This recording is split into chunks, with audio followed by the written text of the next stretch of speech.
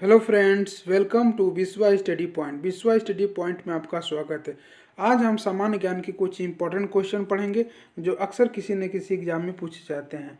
तो आइए चलिए स्टार्ट करते हैं। पहला क्वेश्चन है, भारत की प्रथम महिला आईपीएस कौन थी?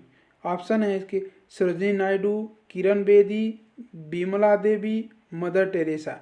तो जो भारत की प्रथम महिला आईपीएस थी वो थी किरण बेदी। एक कॉमन क्वेश्चन है, ये सबको मालूम होता है, ये सिंपल क्वेश्चन है, तो इसका आंसर हो जाएगा आपका बी। अगला क्वेश्चन है, भारत की पहली महिला राज्यपाल कौन सी थी?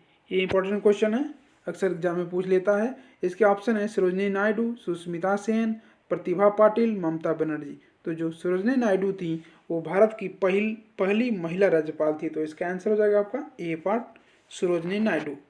अगला क्वेश्चन है, सर्वोच्च न्यायालय में प्रथम महिला न्यायाधीश कौन सी थी? सर्वोच्च न्यायालय या सुप्रीम कोर्ट में प्रथम महिला न्यायाधीश कौन थी? उमा भारती, सुष्मिता सेन, एम फातिमा बीबी, कर्णम मलेश्वरी। तो ये थी एम फातिमा बीबी। जो एम फातिमा बीबी थी वो उच्च न्यायालय या सर्वोच्च न्यायालय की प्रथम महिला न्यायाधीश थी, तो इसका आंसर हो जाएगा आपका सी पार्ट, एम फातिमा बीबी। अगला क्वेश्चन है, स्वतंत्र भारत के प्रथम गवर्नर जनरल कौन था? Lord Canning, Lord Mountbatten, Lord Dufferin और लॉर्ड लिटन। तो जो स्वतंत्र भारत, इंडिपेंडेंट इंडिया के जो प्रथम गवर्नर जनरल थे वो थे लॉर्ड माउंटबेटन। तो इसका आंसर हो जाएगा आपका बी पार्ट। इंपॉर्टेंट क्वेश्चन है, याद रखेंगे इसको। अगला क्वेश्चन है, जवाहरलाल नेहरू भारत के प्रथम प्रधानमंत्री कब बने थे? 26 जनवरी 1950 को, 15 अगस्त 1947 को, 15 अगस्त 1948 को। तो जवाहरलाल नेहरू भारत के प्रथम प्रधानमंत्री 15 अगस्त 1947 ईस्वी को बने थे, तो इसका आंसर हो जाएगा आपका बी पार्ट, 15 अगस्त 1947। अगला क्वेश्चन है, भारतीय राष्ट्रीय कांग्रेस के प्रथम अध्यक्ष कौन थे? भारतीय राष्ट्रीय कांग्रेस के प्रथम अध्यक्ष कौन थे? ऑप्शन है व्योमेश चंद्र बनर्जी, फिरोज शाह मेहता, बाल गंगाधर तिलक और लाला लाजपत राय। तो जो भारतीय राष्ट्रीय कांग्रेस के प्रथम अध्यक्ष थे वो थे व्योमेश चंद्र बनर्जी। तो इसका आंसर हो जाएगा आपका ए पार्ट। अगला क्वेश्चन है, निम्नलिखित में से कौन सी भारत में सबसे पुरानी चट्टान है? ऑप्शन है आपके शिवालिक, भारत गंगा का मैदानी क्षेत्र, हिमालय, अरावली। तो जो निम्नलिखित में से भारत की सबसे पुरानी चट्टान है वो है शिवालिक चट्टान। तो इसका आंसर हो जाएगा आपका ए पार्ट, शिवालिक चट्टान।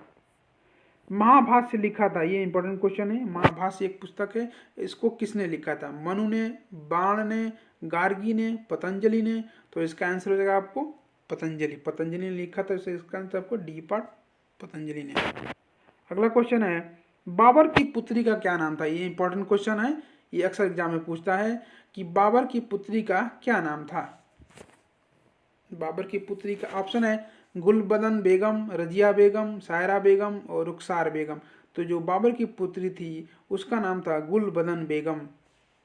इसने ही बाबरनामा लिखा था, पुस्तक जो इसमें जो बाबर की जीवनी है उस पुस्तक को इसकी इसकी पुत्री ने ही लिखा था, गुलबदन बेगम। तो इसका तो आंसर हो जाएगा आपका ए पार्ट, गुलबदन बेगम। ए पार्ट इसका आंसर हो गया आपका। अगला क्वेश्चन है, औरंगजेब का मकबरा कहाँ पर है? आगरा में, दिल्ली में, औरंगाबाद में और कानपुर में। इंपॉर्टेंट क्वेश्चन है, इसको याद रखेंगे।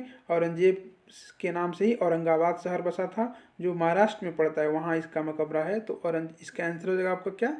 इसका आंसर हो जाएगा आपका ये सी पार्ट, औरंगाबाद में औरंगजेब का मकबरा है। अगला क्वेश्चन है, शाहजहां की बेगम मुमताज महल, जिसकी याद में ताजमहल बनवाया गया था, उसकी मृत्यु कहाँ पर हुई थी? इसके ऑप्शन है आपके कानपुर, नागपुर, दिल्ली और बुरहानपुर। तो जो शाहजहां की बेगम थी मुमताज महल, जिसकी याद में ताजमहल बनवाया गया था, उसकी मृत्यु बुरहानपुर में हुई थी। तो इसका आंसर हो जाएगा आपका डी पार्ट, बुरहानपुर। किस बादशाह ने न्याय के लिए जंजीर लगवाया था? इसके ऑप्शन है इब्राहिम लोदी ने, अकबर ने, जहांगीर ने, बाबर ने। तो इस अकबर ने न्याय के लिए जंजीर लगवाया था। तो इसका आंसर हो जाएगा आपका डी पार्ट, अकबर। अगला क्वेश्चन है, अकबर और महाराणा प्रताप के मध्य युद्ध हुए युद्ध को किस नाम से जाना जाता है? ऑप्शन है प्लासी का युद्ध, पानीपत का युद्ध, कुरुक्षेत्र का युद्ध और हल्दी घाटी का युद्ध। जो अकबर और महाराणा प्रताप के मध्य जो युद्ध हुआ था वो बहुत ही फेमस युद्ध है, अक्सर एग्जाम में पूछा जाता है। उस युद्ध को हम हल्दी घाटी का युद्ध बोलते हैं, इसलिए इसका आंसर हो जाएगा आपका हल्दी घाटी का युद्ध। महाराणा प्रताप अकबर के मध्य जो युद्ध हुआ था उसको हम हल्दी घाटी का युद्ध भी के नाम से भी जानते हैं। इसका आंसर हो जाएगा डी पार्ट। कुछ फैक्ट, पानीपत का दूसरा युद्ध किसके मध्य हुआ था? पानीपत की 3 युद्ध हुई थी, पानीपत की प्रथम युद्ध, पानीपत की द्वितीय युद्ध, पानीपत की तृतीय युद्ध। तो यहाँ पूछ रहा है कि पानीपत का जो द्वितीय युद्ध था वो किसके मध्य हुआ था? तो ऑप्शन है अकबर और महाराणा प्रताप के बीच, अकबर और हेमू के बीच, बाबर और महाराणा प्रताप के बीच, और बाबर और हेमू के बीच। तो ये था आपका अकबर और हेमू के बीच। यहाँ तीनों का यहाँ फैक्ट दिया गया है। पानीपत का जो प्रथम युद्ध था वो 21 अप्रैल 1526 ईस्वी को बाबर और इब्राहिम लोदी के बीच हुआ था। याद रखेंगे हम, ये सन भी पूछ देता है कि किस सन में हुआ था। तो जो पानीपत का प्रथम युद्ध है वो 21 अप्रैल, अब हमको सन याद रखेंगे, 1526 ईस्वी में बाबर और इब्राहिम लोदी के बीच हुआ था। और पानीपत का जो द्वितीय युद्ध है वो 5 नवंबर 1556 ईस्वी में बैरम खां जो अकबर का सेनापति था एवं हेमू के बीच हुआ था। हेमू के शेरशाह सूरी का सेनापति था, हेमू के बीच हुआ था। पानीपत का द्वितीय युद्ध 1556 में याद रखिए। और पानीपत का जो तृतीय युद्ध है वो 14 जनवरी 1761 ईस्वी में मराठा एवं अहमद शाह अब्दाली के बीच हुआ था। तो इसका आंसर तो आपका बी पार्ट हो गया था, अकबर और हेमू के बीच में। और ये 3 फैक्ट याद रखेंगे। पानीपत का प्रथम युद्ध किस ईस्वी में हुआ था? 1526 में, द्वितीय युद्ध हुआ था 1556 में, और तृतीय युद्ध हुआ 1781 में। किसके बीच में हुआ था ये भी पूछा है, तो ये भी याद रखेंगे हम। अगला क्वेश्चन है, हुमायूं ने शेरशाह सूरी पर किस सन में विजय प्राप्त की थी? 1550 में, 1540 में, 1650 में और 1450 में। तो जो हुमायूं ने शेरशाह सूरी पर विजय ये 1540 ईस्वी में किया था, तो इसका आंसर हो जाएगा आपका बी पार्ट 1540। अगला क्वेश्चन है, भारत में मुगल साम्राज्य की स्थापना किस सन में हुई थी? इंपॉर्टेंट क्वेश्चन है, ये पूछ लेता है कि भारत में सर्वप्रथम मुगल साम्राज्य की स्थापना किस सन में हुई थी। इसके ऑप्शन है 1535 ईस्वी में, 1455 ईस्वी में, 1250 ईस्वी में और 1526 ईस्वी में। तो भारत में मुगल साम्राज्य की स्थापना आपका ये 1526 ईस्वी में हुआ था। इसका आंसर होगा आपका डी पार्ट 1526। अगला क्वेश्चन है, भारत का प्रथम मुगल शासक कौन था? ये इंपॉर्टेंट क्वेश्चन है, अक्सर सबको याद रहता है, इसको याद रखेंगे हम। भारत का प्रथम मुगल शासक कौन था? ऑप्शन है आपके बाबर, अकबर, शाहजहां, औरंगजेब। तो जो बाबर था वो प्रथम मुगल शासक था, इसलिए इसका आंसर हो जाएगा आपका बाबर। ए पार्ट आंसर हो जाएगा, ए पार्ट आंसर हो गया। अगला क्वेश्चन है, अंग्रेजों से मुक्ति पाने के लिए आज़ाद हिंद फौज की स्थापना किसने की थी? आज़ाद हिंद फौज की स्थापना किसने की थी? भगत सिंह ने, चंद्रशेखर आज़ाद ने, महात्मा गांधी ने और राजगुरु ने। तो आज़ाद हिंद फौज की स्थापना चंद्रशेखर आज़ाद ने किया था, इसलिए इसका आंसर हो जाएगा आपका बी पर चंद्रशेखर आज़ाद। अगला क्वेश्चन है, झांसी की रानी लक्ष्मीबाई और अंग्रेजों के मध्य युद्ध किस सन में हुआ था? 1857 में, 1858 में, 1855 में और 1902 में। तो जो झांसी की रानी थी और अंग्रेजों के मध्य जो युद्ध हुआ था वो हुआ था 1858 ईस्वी में, इसलिए इसका आंसर हो जाएगा आपका बी पर 1858। ईस्ट इंडिया कंपनी का भारत में पहला व्यापार केंद्र किस स्थान पर बना था? जब ईस्ट इंडिया कंपनी भारत में आई थी तो उसने पहला अपना व्यापार किस शहर में लगाया था? क्या ऑप्शन है बंगाल, सूरत, कलकत्ता और नागपुर। तो इसका आंसर जो हो जाएगा वो सूरत। सबसे पहले इन्होंने सूरत में कोठी लगाया था, इसलिए इसका आंसर हो जाएगा आपका बी पार्ट सूरत।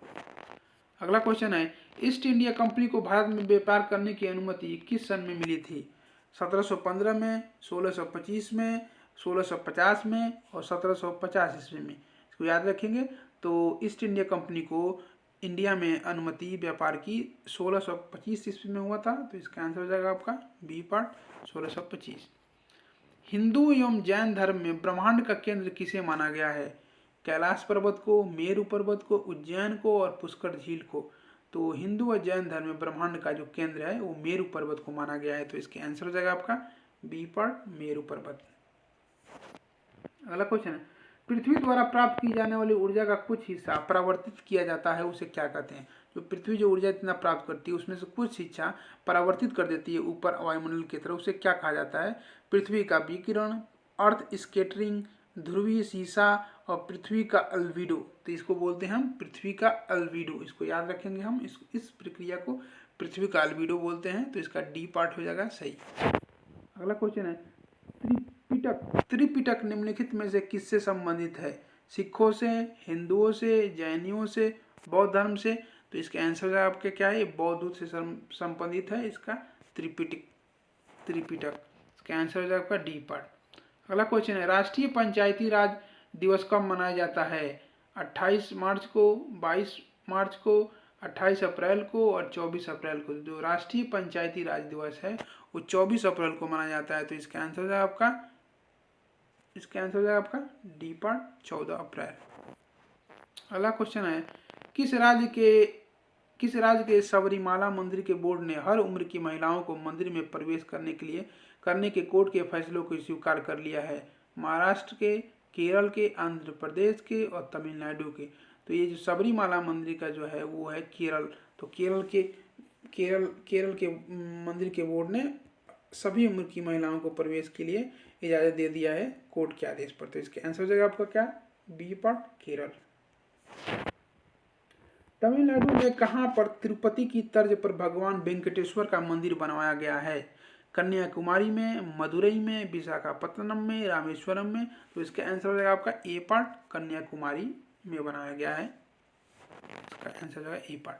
अगला क्वेश्चन है, किसने यूएई में पहले हिंदू मंदिर का शिलान्यास किया है? नरेंद्र मोदी ने, अरुण जेटली ने, अमित शाह ने, रामनाथ कोविंद ने? तो ये यूएई में पहला हिंदू मंदिर बन रहा है उसका शिलान्यास नरेंद्र मोदी ने किया था। तो इसका आंसर हो जाएगा आपका ए पार्ट, नरेंद्र मोदी। अगला क्वेश्चन है, वर्तमान में भारतीय संविधान में कितनी राजभाषाएं वर्णित हैं? कितनी राजभाषाएं का वर्णन है? 14, 22, 24 और 25। ये कॉमन क्वेश्चन है, इंपॉर्टेंट क्वेश्चन है, अक्सर पूछता है, ये रिपीट भी होता रहता है क्वेश्चन, तो इसको याद रखेंगे। वर्तमान में भारतीय संविधान में 22 राजभाषाएं वर्णित है। तो इसका आंसर हो जाएगा आपका बी पार्ट 22। अगला क्वेश्चन, निम्नलिखित में से किस राज्य की सीमा राजस्थान से सटा हुआ नहीं है? मीन्स राजस्थान से सीमा नहीं सटता है। महाराष्ट्र का, गुजरात का, उत्तर प्रदेश का, हरियाणा का? तो जो राजस्थान का सटा हुआ सीमा है वो हरियाणा भी सटा हुआ है, उत्तर प्रदेश भी सटा हुआ है, गुजरात भी सटा हुआ है, लेकिन जो महाराष्ट्र है वो राजस्थान से नहीं सटा है। तो इसका आंसर हो जाएगा आपका ए पार्ट, महाराष्ट्र। अगला क्वेश्चन है, निम्नलिखित में से कौन सा त्यौहार तमिलनाडु राज्य से संबंधित है? पोंगल है, गुरु पर्व है, बिहू है, लोहरी है? तो जो इसमें पोंगल जो पर्व है वो तमिलनाडु से संबंधित है। तो इसका आंसर हो जाएगा आपका ए पार्ट, पोंगल।